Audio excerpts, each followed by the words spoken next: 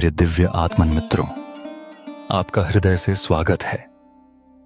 आज हम श्रीमद् भगवद गीता के अध्याय के श्लोक 30वें की चर्चा करेंगे, जिसके अंतर्गत कर्म और कर्मफल की आसक्ति से छूटने के लिए क्या करना चाहिए, इस विषय पर चर्चा की जाएगी।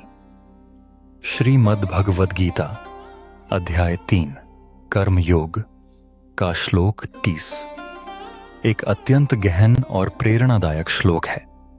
पहले हम श्लोक को संस्कृत में देखेंगे, फिर उसका भावार्थ और व्याख्या समझेंगे। श्लोक 30 मयि सर्वाणि कर्माणि सन्न्यस्याध्यात्म चेतसा निर्वीर्य निर्ममो भूत्वा युध्यस्व विगत ज्वरः। भावार्थ, इस श्लोक में भगवान श्री कृष्ण अर्जुन को यह उपदेश देते हैं कि अपने सभी कर्मों को मुझ में अर्पित कर दो। अपनी चेतना को आध्यात्मिक बनाकर अहंकार और ममता से मुक्त होकर तुम बिना चिंता के युद्ध करो। यहां भगवान ये समझा रहे हैं कि व्यक्ति को अपने कर्मों का फल भगवान पर छोड़कर निष्काम भाव से कर्म करना चाहिए। व्याख्या, इस श्लोक में कर्मयोग की महत्ता बताई गई है। भगवान कहते हैं कि जब हम अपने सभी कार्यों को भगवान को समर्पित कर देते हैं तो हमारे अंदर का अहंकार और ममता समाप्त हो जाती है। इससे हमारे मन में किसी भी प्रकार की चिंता या तनाव नहीं रहता।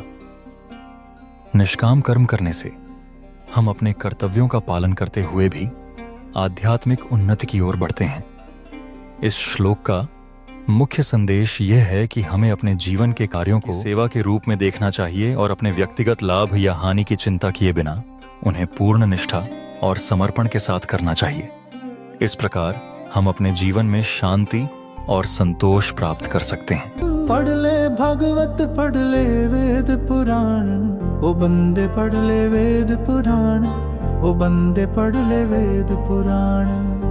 ढूंढे से भी नहीं मिलेगा तुझको इतना ज्ञान, ओ बंदे पढ़ ले वेद पुराण, ओ बंदे पढ़ ले वेद पुराण।